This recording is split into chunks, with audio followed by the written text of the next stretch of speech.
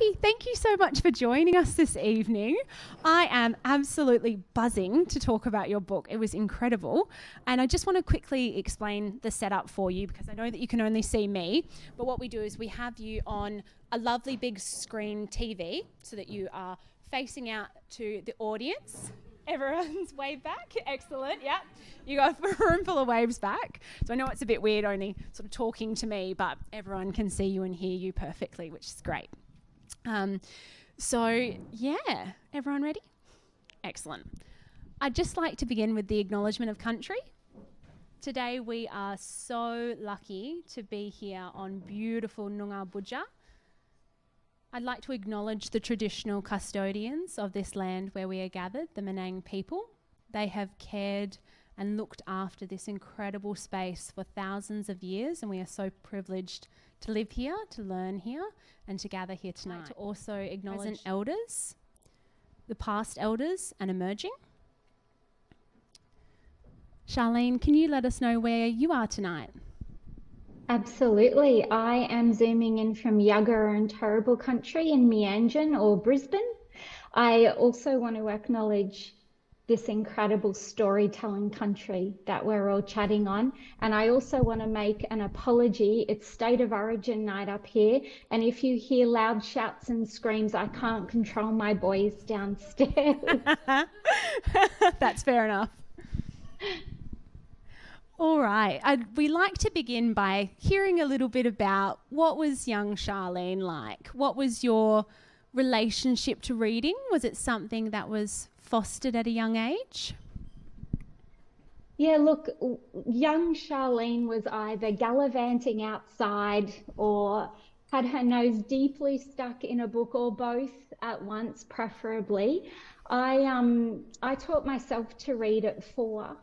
My mum had finished school at grade 10 because she was pregnant with me, and my dad didn't finish primary school, but one priority they always had was providing me with books, and my favourite part of school was the Scholastic Book Club catalogue day. When it arrived, I was always allowed to choose a book or two, so books were absolutely the main possession that I had, and the main, I think, gift that my parents gave young Sharlene, for sure.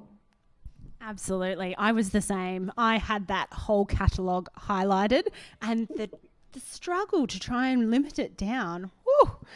What was great was Exactly. I actually held on to some of those, and my sister, bless her, provided the grandchildren for my parents, and I was able to actually pass on a lot of those to my niece and nephew, and now I read those to them, which is really nice. A lot of Geronimo Stilton in there. I liked mice. I think that was my only way I was going to get a pet mouse, even though I really wanted one. Did you have any particular favourite authors? When I was little, anything and everything, I loved all the standards, you know, the Enid Blytons, particularly the naughty characters like Brer Rabbit. My children inherited that love mostly because I forced them to listen to Brer Rabbit over and over again. I loved Heidi. Heidi was one of my deep favorites, The Wizard of Oz. I remember this magical book called The Girl with the Silver Eyes, and she had the gift of telekinesis, but I've never been able, to find that one. So lots of funny little odd authors, but lots of the big mainstream ones as well, and always the mysteries like Nancy Drew and Trixie Belden. Yes, absolutely. I loved those mystery ones. I love that basically I've just graduated to cozy crime now. The same. And what about your relationship to writing? Obviously, you are a prolific writer. Everyone, go check out Sharlene's website. She has amazing list there with links to her articles and her poems. When did that start for you, that relationship with writing? Yeah, look, I think probably one of the things I'd love the audience to know is that, you know, it's never too late. Even though when I was really young and in high school, I was a writer in the sense of I would often be the editor of the school magazines in their various iterations. I was always writing letters to the editor at the local newspaper. All that writing was very much around protest. Whatever I was passionate about that time, whether it was violence on television, or who won the state of origin and the terrible one-sided, roughing performance that happened. It's horrible now. I have to live with Queenslander children. But I think then as I got older and, life happens, I didn't come back to writing till in my mid-40s. And my first publication, I think I was 47. So I really did come to the love of it quite late. Well, that's not late, is it? But my point is, as an encouragement, if you feel that time has passed you by, it has not. I like that. That's some good advice. Thank you. And what are you currently reading at the moment? We are a voracious bunch, so we always like to get recommendations. And I know that your book was full of recommendations, but Yes. What are you currently perusing? Look, I'm on a huge Australian Gothic reading tear at the moment, and that might give you a little clue to my next book. So I just finished Kathleen Jennings' Fly Away, which I loved. And I've just started Catching Crow by Anne Boleyn and Ezekiel Quamelina. I know it's young adult, but the crafting in that book, it's wonderful. So I'm really enjoying Gothic right now. Probably do a reread of Northanger Abbey. I think that my equivalent of It Is a Truth Universally Acknowledged, which opened up The Great Undoing, I think we might see an opening from Northanger Abbey for the next one. Ooh, that's exciting. That's a good little sneaky peek for us, actually. Yeah, just for you guys. I haven't said that out loud before, so just for you guys. Doesn't leave this room. So is Northanger Abbey your favourite, or was Pride and Prejudice? Do you have an Austen favourite? My actual Austen favourite is Persuasion. I think it's just a perfect Justice for novel. Persuasion. It's the perfect novel. I love Persuasion, and I'm not sure that I'd ever be game enough to use it. Yeah, but I do love all Austen though. Yeah. And I must admit, I do love Emma. I love how silly Emma is, but she gets enough celebrity, Funny. I think. Agree. Yes. And would you say that your deep love of literature was reflected in Scarlett's love of literature?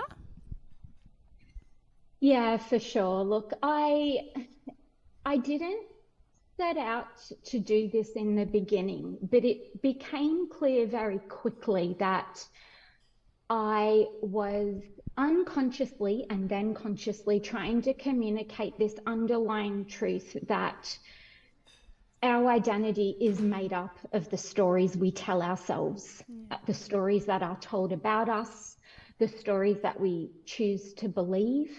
And I think every book ever written is telling that truth, but often it's unconscious.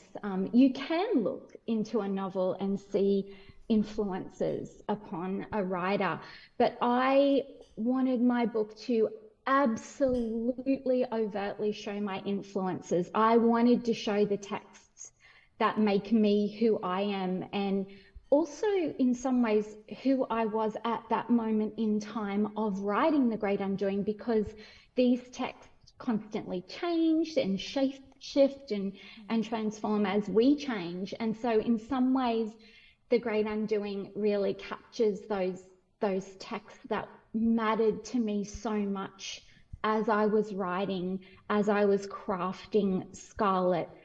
So I think, I'm thrilled that I could so overtly not show off, that's not the right word, but show you who I am through the stories I love. Yeah. And is that something that you think you will continue writing in your novels now that we know that there's another one coming?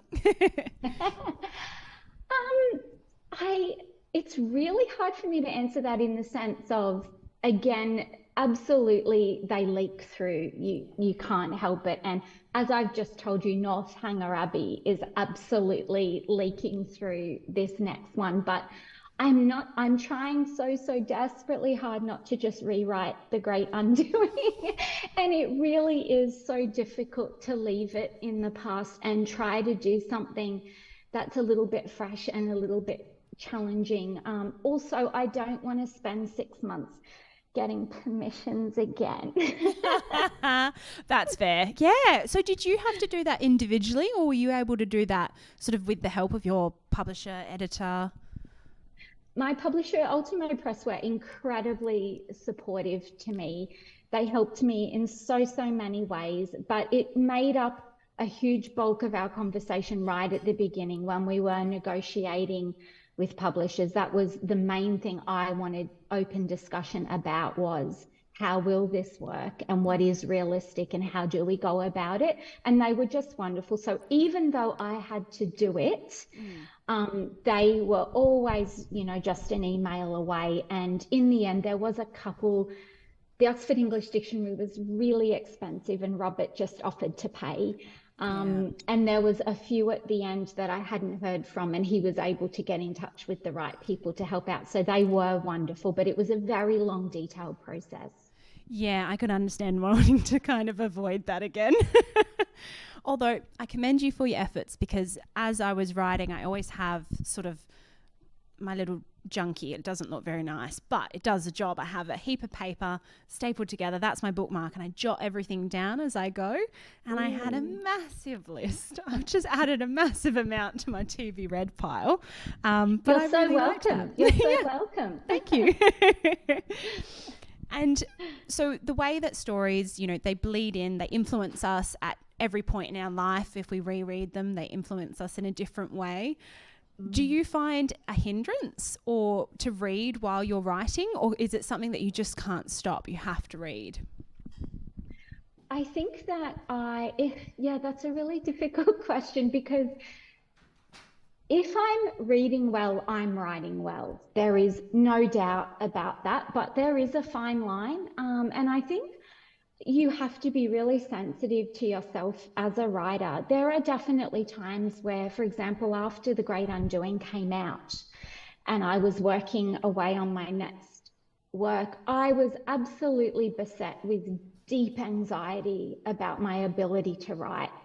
I just felt like, that's it, Sharlene, you've done your best work, go home, lie down, you're done. Like, it's all over for you. You'll never, be able to do that again, which of course is crazy, but that's how I felt. And in those times, reading certain books actually was really bad for my self-esteem. Like, I was really struggling with thoughts of, great, all these incredible writers, they've done everything, they've written everything, why bother? Like, you haven't got anything to offer. And so I did kind of dive into some really great trashy genre fiction. Exactly. Because that's wonderful. Like, that is there for a purpose and it does wonderful things to us. But then there are other times where I'm trying to nut something out, like the Gothic, and reading Jane Austen or reading Kathleen Jennings or Picnic at Hanging Rock, it really inspires you that you can. I think the best book I ever read for simultaneously being beautiful and wonderful and perfect, but also making me really think I could do it too, was The Yield by Tara June Winch. When I read that, I knew without a doubt I could write The Great Undoing. And it was so good and so inspiring at the same time. So I guess what I'm saying is, it depends where I'm at, whether it's a hindrance or a help, but it must be done. Good reading will deliver good writing. I love that. Thank you. That was an amazing answer.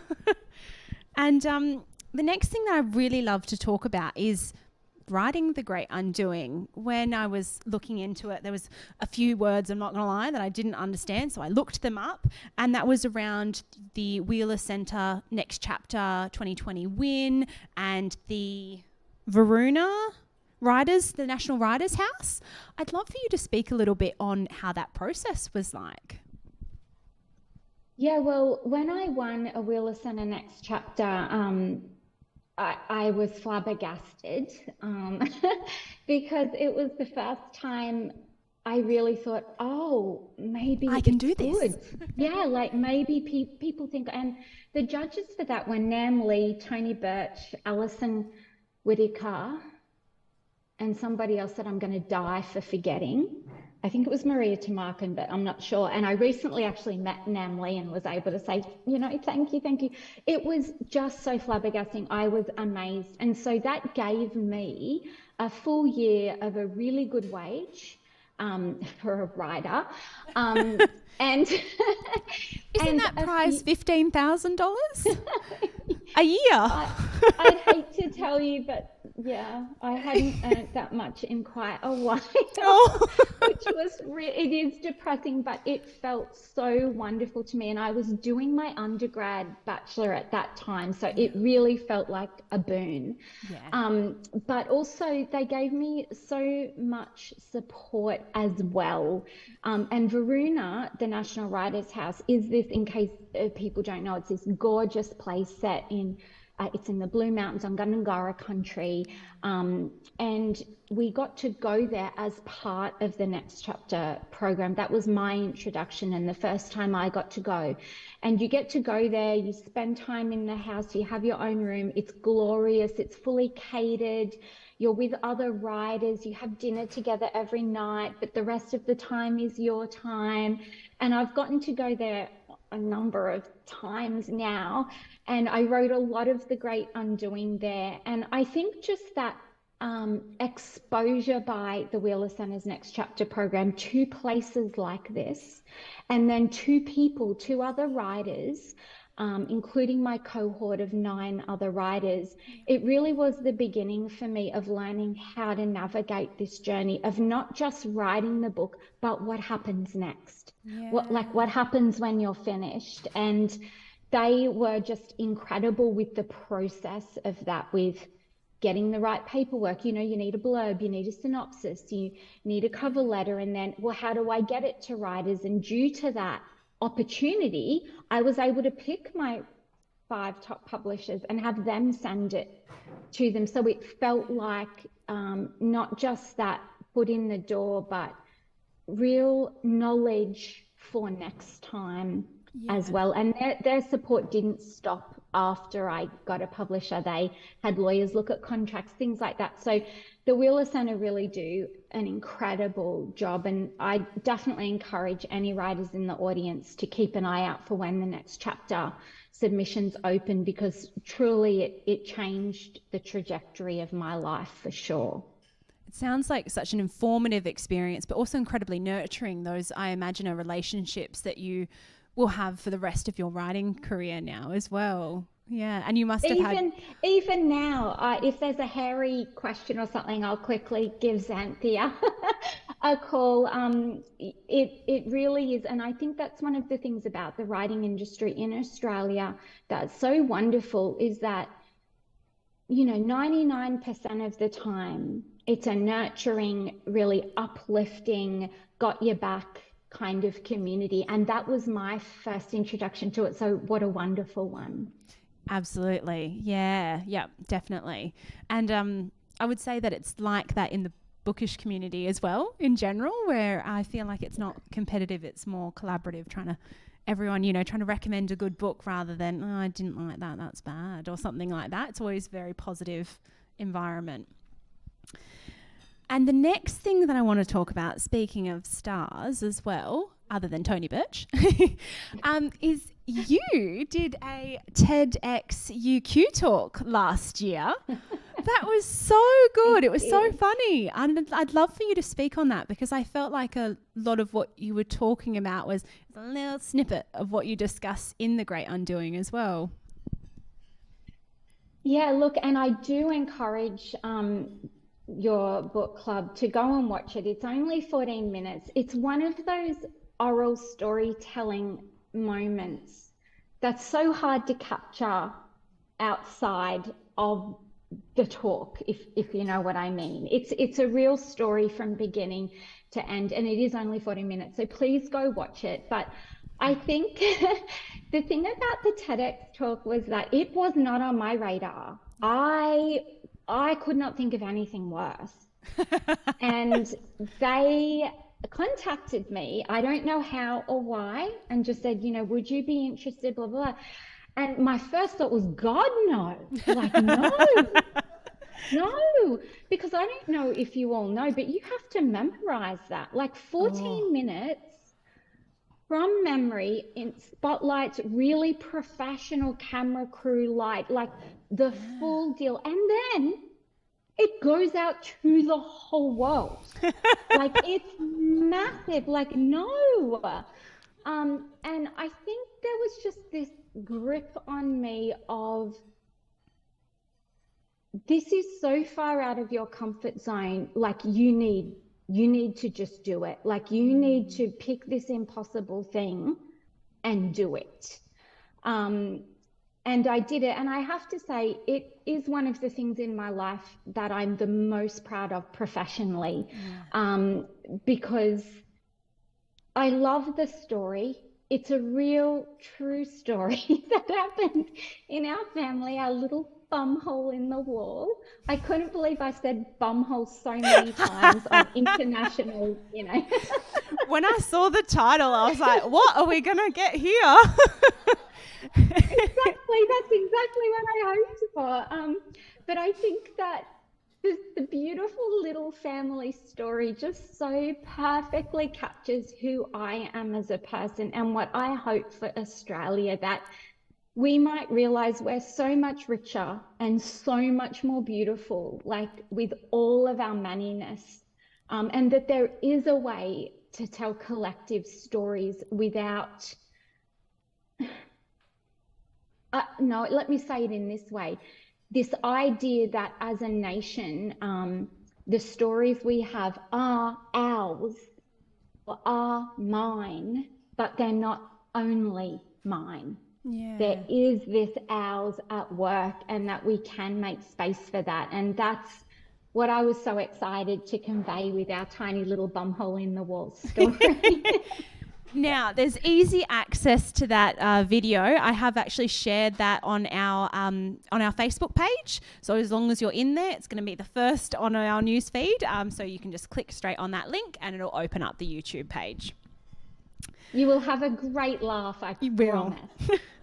I can't believe you have to memorize that. I don't know why, but I assumed you'd have some sort of newsreader, teleprompter situation.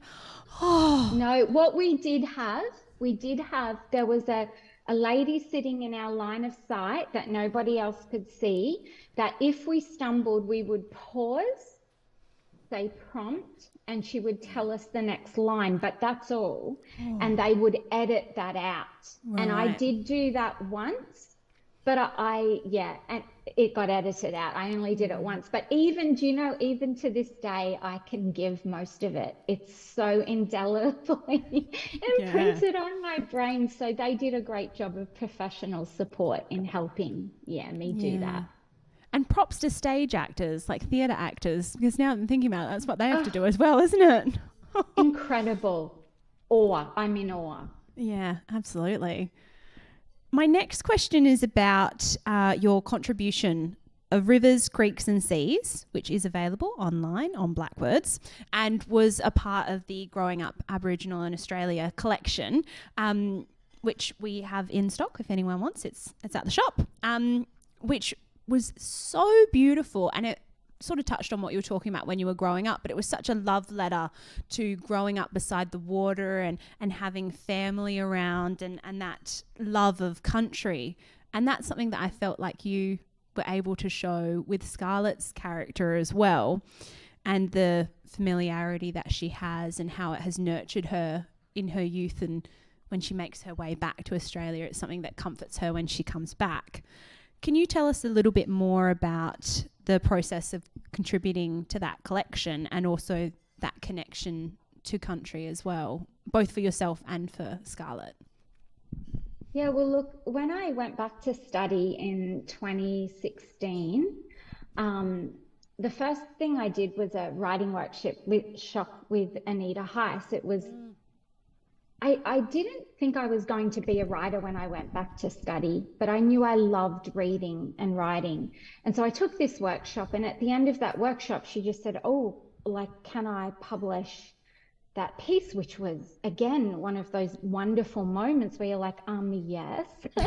And it is on the online collection, not in the book collection, but the book collection is wonderful. And so Of Rivers, Creeks and Seas was kind of born in that workshop. And it was really just me, spilling out, my love of home, my love of Bundjalung country and the childhood that I got to have. And definitely throughout The Great Undoing, there are a lot of non-fiction moments in there. And that one of Scarlett and her father is very much a non-fiction moment, or an amalgamation of moments in my own life. I think that growing up in and around Lismore, I am a child of deluge, floods were a really common occurrence. And it's really kind of odd to me that water is my greatest love, but it also holds my greatest fears. I find it such a powerful metaphor for overwhelm. And yet at the same time, it's a powerful metaphor for freedom as well. And I feel like Scarlett really has that as well. There's this overwhelm of the sheer amount of water between her and her home. And she has to actually enter into it and let the water kind of do the work to tumble her onto our first chapter, our first pages. She's got to conquer that. And it is powerful. And yet at the same time, I'm never more alive, never more at home than on a Bundjalung beach, deep in that water. It's something that I think Aboriginal ontologies are really incredible at. We are under no illusion that we're separate from flora and fauna. Like, we know that we are a part of dirt, of country, of home. We're not separate. And so I think there is this way of being in the world for me where I know I'm not separate, and I look to flora and fauna and water kind of to help me find that sense of belonging, particularly if I'm feeling lost or separated. And so I think it just naturally came out in the novel because it is again, it's who I am, and there's so much of me in that. I definitely think it's something that I seek out as a reader is places that I need to feel at home in the physical landscape of a novel. And I love it when they've got water. I'm a terrible swimmer, horrific, but you cannot get me away from the water. I absolutely love it. I find there's such a connection and sense of peace. And there is one that I would like to recommend to you, actually, because I think you'd really like it. And I was telling some of the audience members, so sorry if you've already heard me talk about it. It's Alif Shafak has a new novel coming out called There Are Rivers in the Sky. Stunning. Water is the main character. It is absolutely incredible, and it comes out in August. And I really think that you would love that one. So that's my I'm recommend. Totally sold. And I'll tell you, I don't know if you picked up on it, but I couldn't get the permissions, so I couldn't directly quote, but I have referred to The Island of Missing Trees. Yeah, I thought so. Yeah, in The Great Undoing. And there were two quotes I so desperately wanted, but we just couldn't get permissions in time. Yeah. Her ability, like making the tree a narrator was just mind-blowing to me. I love that book so much. So I have no doubt your recommendation is an excellent one. I'm going to get onto that. Excellent. always glad to be able to return the favor. You've given me like 96, so I'll give you one back. We're even now, Lisa. We're exactly. Even. Yeah. My next question is around epigraphs. This is one of the favourite parts of, honestly, this gig, is I get to be so nosy about epigraphs because I love them, and I love finding out what your inspiration was and how you came to decide on it, because it feels like it would be such an extra special little bit that as an author you get to decide on. Yeah, and I'm going to pick up my book here for this one because, of course, I had to be quite extra You've in got my epigraphs. 3. Of course, I did. Yeah. Look, and you've all probably got your book there. But I guess here's the story behind mine that when Scarlett, opens up this book that she's going to write over the top of, which of course is no coincidence what book she's writing over, but when she opens that up, and she has some of these this faded prologue. So really in Ernest Scott's novel, this is just sort of like a 1.5 page prologue. And we see the short history of Australia begins with a blank space on the map. I just had to, and what I've used 3, I think, of his quotes. I just had to speak back to them.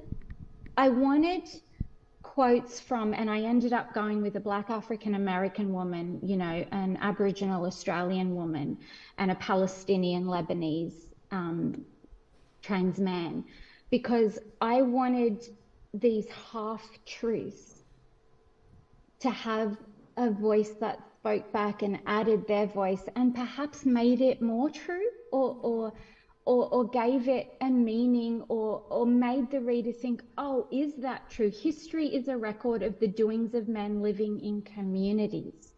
Yeah, of course it is. The doings of men. And so to have Alexis Wright's voice come in and say, actually, it takes the voices of many to tell the stories of country. That's the perfect, fuller truth.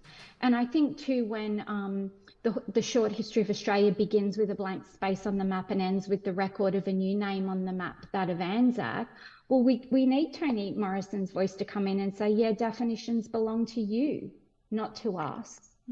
I shake off the power of your decision that Australia began here and ended there. You don't get to decide that. And Hasib's I am writing in vignettes because all we have are fragments. Even now, that makes me really quite teary and emotional. I love Hasib. Hasib was one of my next chapter cohort. And that truth that they have there also was how I was writing the novel. I was writing in vignettes and moments and really short snippets of truths that were coming to me or / Scarlett. And so the epigraphs to me then were really more than just positioning you within the story, which a good epigraph always does. But it wasn't just positioning, it was trying to show you, this is what I'm going to do in this book. I am not letting one man have the final say over our stories. Yeah. Beautiful. Thank you. I loved them, but I'm not going to lie, I didn't quite pick up that they were direct sort of responses to each of his. I kind of glazed past his a little bit and was just like, oh, Toni Morrison, oh, Azif Harani. If you go and look up it's free on Gutenberg, The Real Book, A Short History of Australia, and just read that first prologue. I really wanted the book to be like his faded book. Yeah. Underneath, so you could get that, but unfortunately typesetting is very clever, but it can't quite deliver that. Yeah. I liked the way that you counted it. And then how did you kind of decide, was there one single spark for the novel? I know that you've spoken a little bit on what you wanted to do with the novel, but the formatting is really creative. It felt like you really did something new with that. Can you speak a little bit on what came first in that chicken and egg scenario? Yeah, it's really hard. I never knew what I was doing while I was writing it. It was a real, it was a real mystery to me. I started writing it in 2018 and I was living the hardest season of my life. And so Friday nights, which was when I would write, it felt like this sacred, quiet time where I could just breathe and just make up something on a page that I think in some ways that I had power over, because life was not delivering me the power that I wanted and needed, and the page gave me power. I had dictatorial power over that page. And so I would just write in these vignettes, and time travel is something I'm really, really interested in. And so just writing non-chronologically in little scenes and vignettes was how it came together. And it was just eventually, there were all these little moments of spark where I began to realize what I was doing, but there was no one moment. And I think when I stumbled across Ernest Scott's book, and I knew Scarlett needed a vessel to pour her heresy into, that was when I began to see, this isn't just me telling my story. This is an invitation for all of us as Australians and as First Nations people to tell our story. So I think if there was one really important spark, it was that. The then and now, though, is just how I experience time. Our now is always influenced by the stories we tell ourselves about the past. Our now and what we do now, because of that, controls the future that we create. And you don't get to have one without the other. It is circular. And so to write it circularly just made perfect sense to me. Yeah, that's amazing. Thank you. Yeah, you're absolutely right. Where, the past informs the future, and it doesn't just go one way either. No, because you can change the stories. Yeah. You tell yourself about the past. Australia can too. Yeah. And also, speaking on form, I'd like to touch on where I'm actually just going to quote it. On page 9, I acknowledge that I am reporting our conversations to the best of my memory. I am not directly quoting them. And then you had it in italics rather than speech marks. Can you speak a little bit around why you chose to use that? I loved it. I really enjoyed it.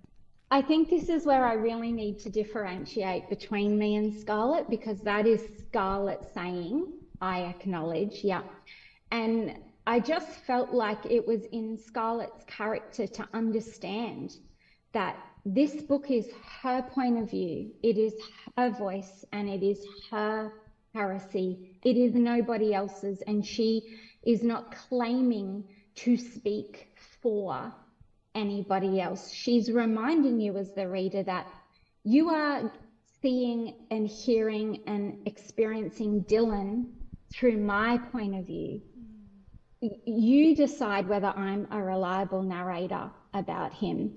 You are hearing about my mother, about my father, about David, all through me. I am not pretending that it is them. It is how I experience them. And in doing that, Sharlene, not Scarlett, I wanted to show that that's all history's ever been. You can quote people in speech marks, but you are representing them. It is not them in the history books. And that just really mattered to me, to show that every story is told through the author's point of view, and it doesn't necessarily say anything about the character, but it says everything about the storyteller. Yeah, thank you.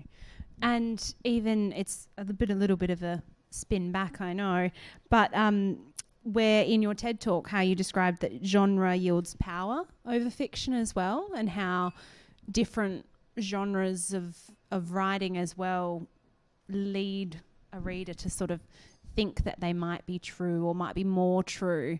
I liked that you discussed that as well, and it felt true for Scarlett being a historian, a truth teller.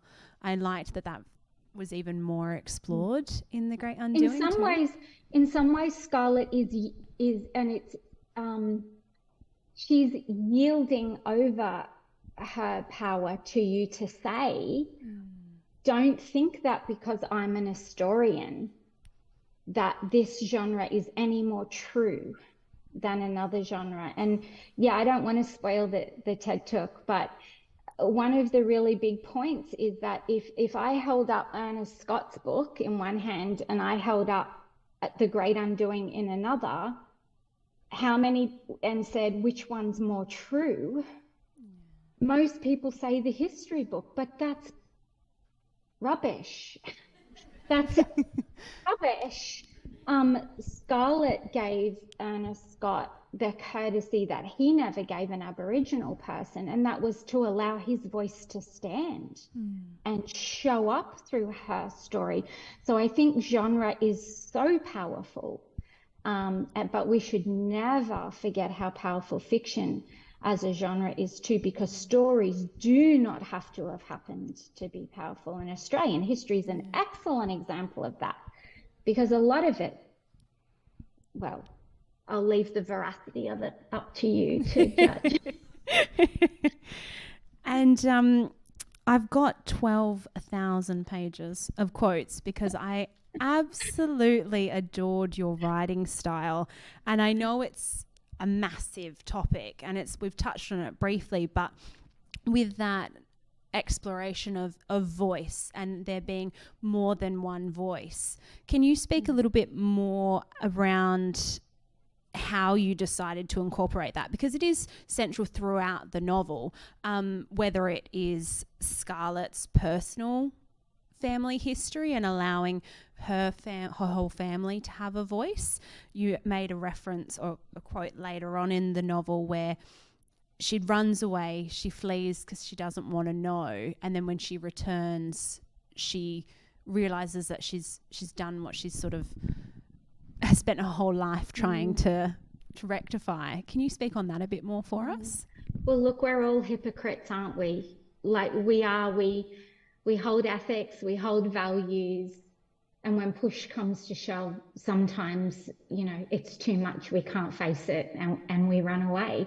And I wanted Scarlett to be real in that sense. But I think just voice and truth, it was a really important line for me to walk, that what we just spoke about, in the sense that Scarlett has full and complete agency over this story. It is all her voice and she has that power. At the same time, Scarlett is also showing you her character, that she can't bear to be the only teller of this story, that she knows that a more beautiful, richer, fuller truth is only found in the many voices that she's choosing to put in and around her own heresy, but she's getting to choose them. She doesn't always choose the ones she agrees with, though, letting Ernest Scott come in as well. But I just think it's so important that we not be hypocrites, because, we've lived through The Voice last year. We've all heard, whatever side of politics, we come down on, we all heard many things during those debates that were very polarizing, that were pushing people to one end of a spectrum or the other. And I think this book is an offering, of an option of a different way. That is there a way that all of our voices can sit together? And that's problematic. That when I say that, it can sound like a really simple, easy sentence, but it isn't easy to live that. And I needed Scarlett to show that it's not easy to live that, but isn't pursuing the difficulties and messiness of that better than kind of where we are right now. And I'm just really passionate about collective authorship, because I don't think there's any such thing as individual authorship of anything. It's all collective, and in fact that's what I'm doing my master's on, so there you go, there's my academic hat back out. But yeah, it was just so important to me to make it feel like a collective. So you're doing your master's as you're writing your second novel?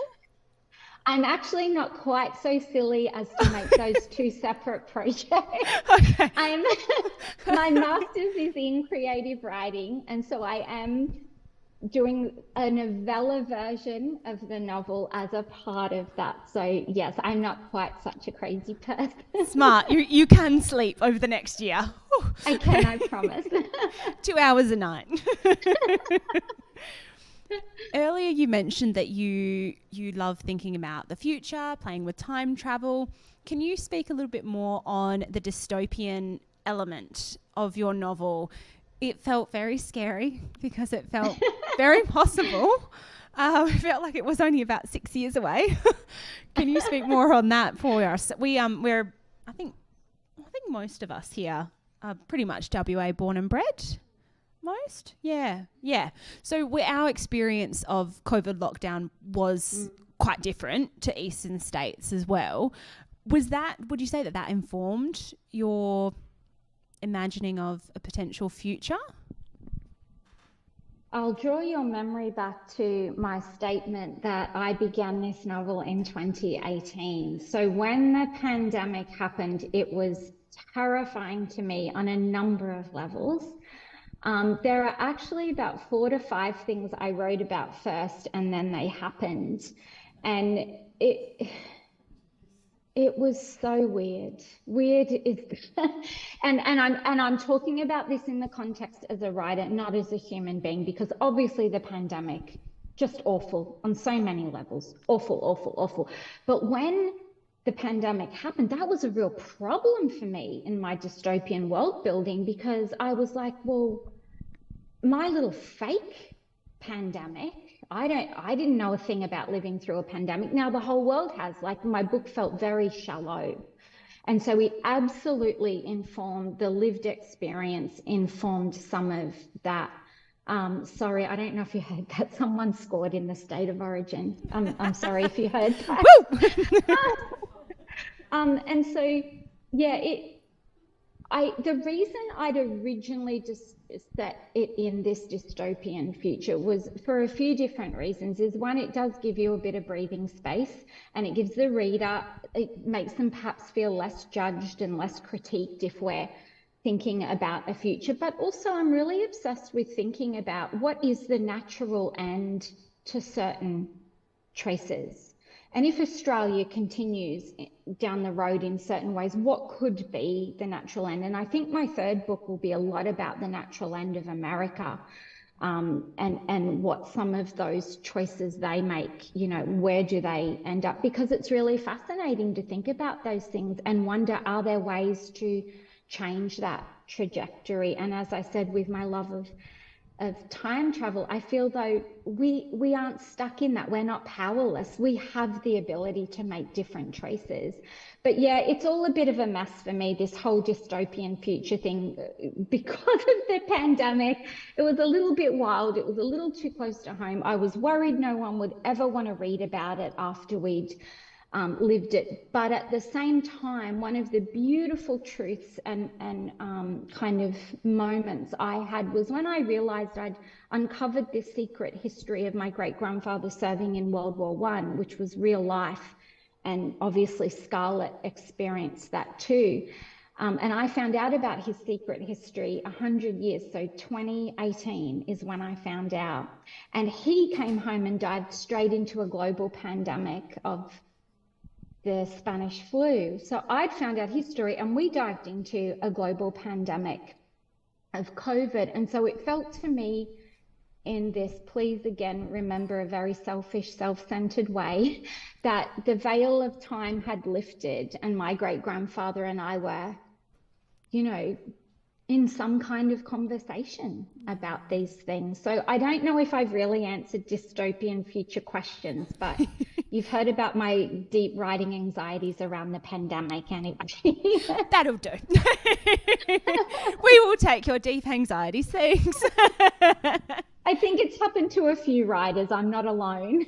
Yeah, no, and it makes sense. You have to, we've had quite a few authors now. We've been very lucky, and a lot of them have said, you write what you know, you write what you experience as well. You can't necessarily separate your lived experience when you are writing your novels. There's a lot of you that ends up on the page, so it makes sense for that to have that parallel for you as well.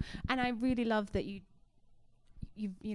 felt that connection. The pandemic was horrible and a lot of terrible things happened during it, but that would have been a wonderful connection to have had as well, especially at that time when you were discovering what your great-grandfather had gone through. Of course, because we had to experience what we experienced in a much more privileged world with medical and connectiveness, very different to him. Yeah. And how did you, if it's okay to ask, feel free to shut it down. How did you find out about your great-grandfather? Was it through research? Was it through family? Yeah, look, there were family members who knew, but just nobody had ever talked about it. But I was just having an absolutely horrible, horrible moment in life. And I was laying in bed one night and it felt like the whole dark and stormy, night thing. And I just, for some reason, I was Googling family members and I Googled his name and this war record popped up. And I just thought, oh, well, that won't be us. And then when I opened it, it was his address in Wheat Street and Casino. And there was a few clues that made me realize this is my great grandfather. So all of my obsessions with World War I, all of my obsessions with Northern France and Paris, like he'd been there before me. And it felt like this really incredible moment in my life where, I've struggled to write about anything else other than him, and this feeling that we're connected somewhere, somehow outside of time. And so, yeah, it was really one of those strange moments that you can't explain. Thank you. Yeah, absolutely. I've had a few family members who have done the work and they've put together, family histories and things like that. And reading through them, it is just incredible to see the touchstones of connection throughout history as well, or personal as well as larger scales. With your characters, obviously Scarlett is the character that we know best. She is the one telling the story. She is the one choosing what we see and hear of other characters. Did you have a favourite character or a character that surprised you? Sam is my favourite character, like hands down, no doubt about it. I love their flamboyancy and their energy, and that they're an artist, but they're a great friend. I love Sam. I love their ability to refuse binaries and to allow all, to be celebrated. Dylan surprised me the most. I had no intention of writing a love story or any hint of romance, but I needed a device to kind of show Scarlett in situations where she had agency, yet she was feeling powerless. I wanted to I was just interested in that relationship to reveal that. And also I thought it added a bit of excitement and interest. And I just couldn't believe how much fun it was to write Dylan. I honestly just was noodling around and suddenly he was appearing. And I think the tattoo imagery was what really settled him as a character for me, that idea that our body keeps the score, but he decided to tell his stories on his body, and that's what really kept him in there. And it's interesting, readers have kind of love-hate relationships with Dylan. Some of them didn't like it at all, others just wanted more, and I kind of like that because I felt a bit that way myself. He did surprise me. I must admit, I wasn't expecting a love story to be a part of it, but I really liked it. I liked how it felt like I was constantly sort of skimming in and out of different parts of her life and Scarlett's life as well. And he just seemed gorgeous. Did you have a particular musician that inspired him? Oh, that would be telling. Fair enough. It means that we can all imagine him. I would so much rather you all imagined your own. Yeah. We will share after. There's a Spotify playlist. It's a public playlist on my account called The Great Undoing that I would use to get into writing every night, and that might give you some clues. Yes, excellent. I'll share the link to the Facebook page, everyone. Thank you. I do love listening to music while I read. I'm terrible. I can't sit in silence. I need to start doing that. I need to start gently stalking our fantastic authors and finding out if you've got playlists. The next question that we absolutely adore asking is killing your darlings. Did you have any darlings you had to slaughter? I didn't. There are some reviews on Goodreads that suggest perhaps I should have. But I really didn't. I did write it quite sparsely. I think only sometimes there were the passages describing country and setting were a little too long, and there were 3 sentences when one sentence would do. And maybe very occasionally I still find spots where I think, oh, could have cut could have cut more there, but I love my country descriptions. So there was always, of course, things like that, where as a writer you've used 3 sentences instead of one. But no, there wasn't. Robert really didn't take anything out. If anything, we put things in. We added in an extra 8 chapters. Yeah, okay. After I'd submitted it. Yeah. Yeah. I'm horrible at killing darlings. Horrible. Good thing you didn't have to cut 8 chapters then. This time. It may still happen yet. Yeah. Just touching on what you said before though, how do you find navigating reviews, and is it easier to stay offline? What did you have advice from your cohort of authors around what you should and shouldn't do as far as engaging with people online who wouldn't say something like that to your face? I was so lucky to do an incredible masterclass with Tony Birch a couple of years before the book came out. And he said, don't read anything. Not for, don't read bad things, but do not read good things either, because it's just as bad if you think you're all that than if you blah, blah, blah. And I completely ignored everything he said. And I just read everything and I listened to everything. And I think I've been really lucky that mostly people have said wonderful things, but I have learnt to not read Goodreads. Yeah. I just can't do that. And at first I just got suckered in because it was so exciting, and you've written this book for 5 years and nobody's read it, and you just so desperately want to see connection and engagement. But of course a book is not for everyone, and whilst we know that cognitively, your author's heart can hurt a little bit. And sometimes comment sections can just be the armpit of the internet, can't they? Malodorous. Yeah. It's true. But yes, so definitely I've learnt that lesson, but I think I have developed a thicker skin too, to just, at first it felt like my child, and I felt so defensive and so protective, but of course I know that this is a creative work and it's not perfect and it's not for everybody, and that's perfectly okay, because that's how I feel about books as well. So I have developed through it, and I will not read Goodreads when my next book comes out. Excellent. Now, my last request of you, if we can, is to have you read us a passage. We absolutely love hearing a passage in the author's words. Sit back to our own personal little reading moment, and then we will open up to some audience questions, so feel free to ponder any questions that I've missed, and I will dash around with the mic so that it picks it up on the recording. All right.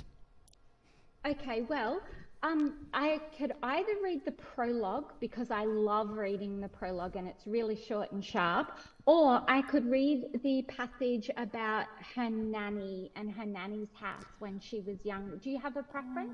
Could you do the nannies? I loved that one. Her house, that was beautiful. And what is it? It is a page and a half. Is that okay? That's perfect. Thank you. Okay, yeah, okay. Long before now, Nanny's house, Bunjalung country. Nanny loved her soapies, Neighbours, The Young and the Restless, Days of Our Lives, Home and Away. She would always have a pot of chicken curry simmering away on the stovetop, and she could whip up fresh Johnny cakes in a jiffy. We would all sit on the chocolate velvet lounge, and she would get busy, filling us in on all the TV drama we had missed while we were at school. In the holidays, we were all glued to the screen, oohing and ahhing over the poor moral choices made by the Bradys or the Newmans over and over again. My mum would roll her eyes, saying that the scripts hadn't changed since she was a girl. Nanny also loved documentaries and miniseries. She loved to teach us about the interesting things she had learned. One day when we arrived at her house, we walked through the lounge room, dumped our ports near the phone table and saw that someone had written words in black marker above the doorway. Every lie we tell incurs a debt to the truth. Sooner or later, that debt is paid. The we was crossed out, and above it she'd added they. What possessed her to take up a Sharpie and graffiti her own wall? Nanny never told me all her truth, and I'm not sure how much of mine she knew, but she insisted that us kids told only the truth, even when it was ugly. Her harshest words were reserved for liars. She died in my final year of high school. She never saw me walk across those timber floorboards and accept the Ducks' trophy. She didn't see how beautiful I looked the first time I had my makeup done. The ivy green velveteen dress that made my father cry and drink too much. She wasn't there the day we received notification of my acceptance to uni for the truth-telling degree. I danced with joy. I wish I could believe that she joined me. Unencumbered by her material body, I imagined her twirling and kicking, hair bursting from its tight, neat bounds. But it was never enough for me to imagine her there in spirit. I guess the truth is that it isn't her that was robbed. It was me. Her physical absence was my loss. The loss of maternal arms to congratulate me or hold me or invite me into womanhood. A loss that haunts me still. She's been gone a long time now. As I sit beneath the shimmer of another moon cycle, wrestling with truth words, I think of the black ink she tattooed onto her walls.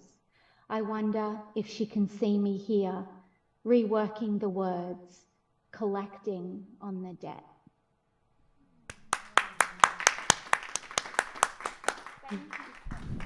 Thank you so much. That was beautiful. You made me tear up.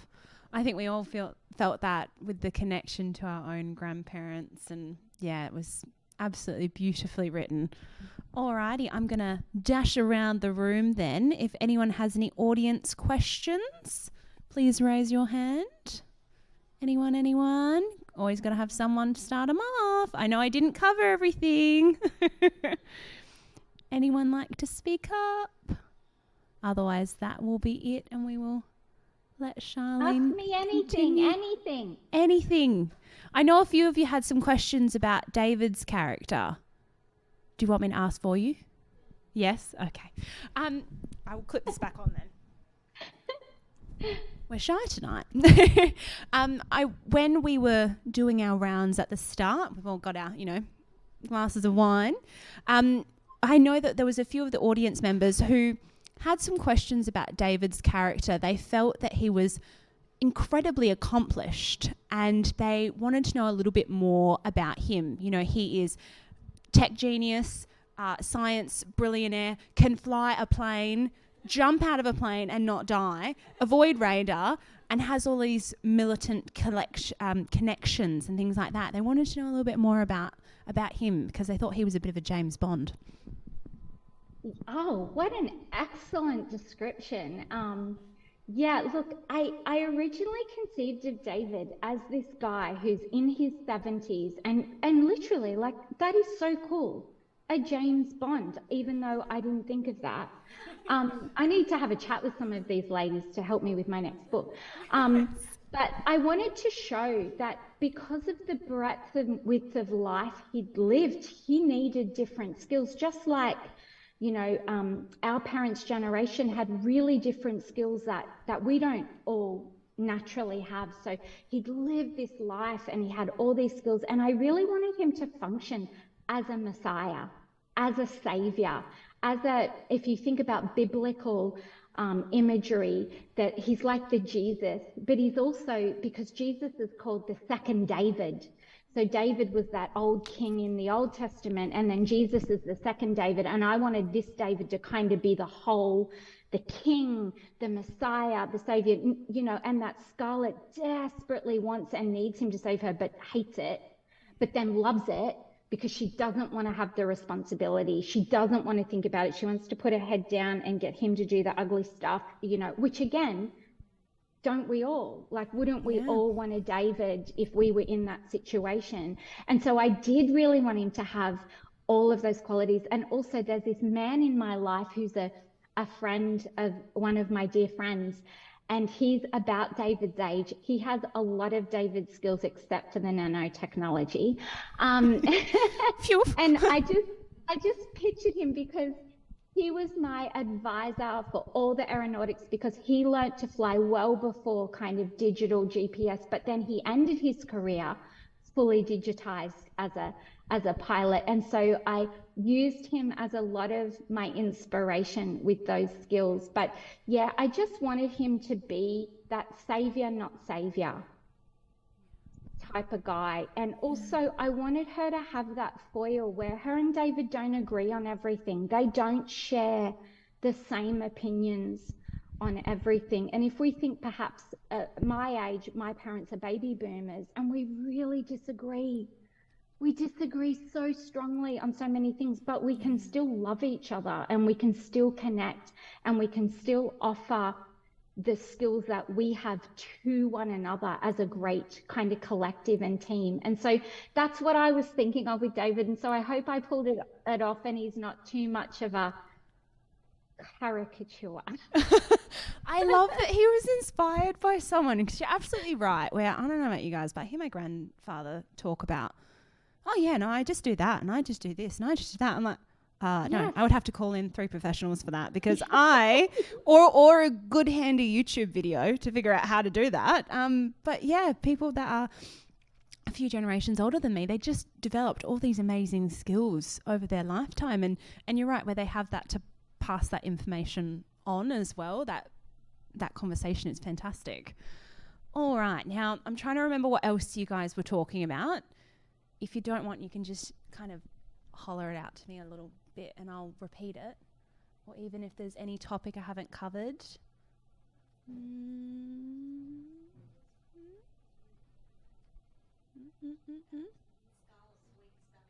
Oh, Scarlett's weak stomach. Yeah. For a second, I thought I jotted down a note. Is she pregnant? ? Because she kind of quite a few times, she's going to be sick, or she sort of seems like, she's, as you say, got a weak stomach. Was there anything there? Look, no, she's not pregnant. Probably a good thing. I'll tell you what I was doing there, and you can tell me what you think. But my life is very informed by trauma. And when I'm faced with a situation, whether I feel threatened or not, my body takes over from me, and my body behaves in ways before my brain gets to step in and say, hey, come on, like, settle down. And for me, when that happens, it's always a stone in the stomach, or I'm gonna vomit, I'll never eat again, or I burst into tears, and I can't control some of those things. And I feel that that's a really common experience if you have some of that trauma in your life, whether it's a complex trauma or a more simple, and I mean that in clinical terms, because no trauma is simple. And so I was doing my best to show Scarlett's body keeping the score and telling the story before her brain did, because often her brain was quite sharp and thoughtful, but her body was behaving in that way before she had control of it. And trauma is always a really central theme in my writing, and it will be in my next 2 books, because I think that there's so much about trauma and how our body processes it, particularly intergenerational trauma, which again if I can go big picture, the first fleet came and did what they did. And my, ancestors suffered from that. And Scarlet is actually retracing that exact route on the whale. That's the exact route they took coming over. And so there's a sense there of, even if her brain doesn't understand, her DNA holds intergenerational trauma. Scientists are discovering more about epigenetics every day. And so her body is holding that the generations before her. And so I guess I just wanted to show more of what was happening in an embodied way where she's not separate from that. And that was my best way to do it. But I kind of love the pregnant theory. Yeah. Thank you.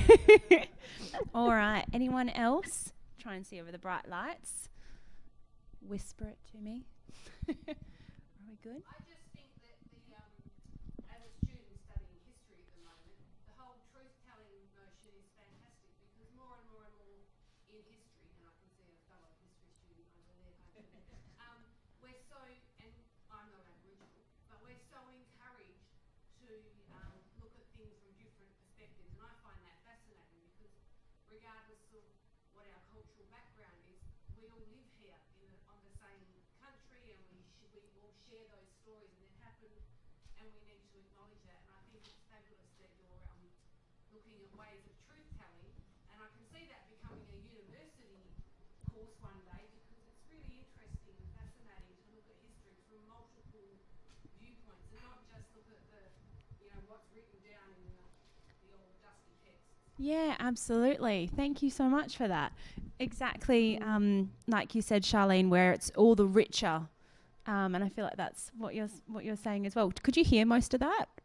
Yes, yeah, good. I heard most. I never of know that, what picks up. And it really made me think of the Kinchela Boys Home chapter, because that was one that was really important to me in that truth telling, that here you had that report from the board, and if you read that as a single voice alone, you would make certain conclusions, and that's a historical document. What if all people had access to was the Kinchela Boys Home Welfare Board report of 1956, and then beautiful Uncle Richard, who trusted me to use his words, to just give him that, the final word, because there's no justice in that, but to lay his words alongside that historical archive to say, you tell me what the truth is. Isn't it more meaningful to hear this story or both stories instead of just that board report? And I think that's where it's incredibly important that we're always talking, I will never wield the weapon of erasure against anybody's version of history, because I've seen what that weapon does to human beings. Whereas an invitational approach that allows, I allowed Ernest Scott's because I trusted my reader to see what do they feel is more truthful. Excellent. Thank you so much. Anyone else have any comments? No? Alrighty.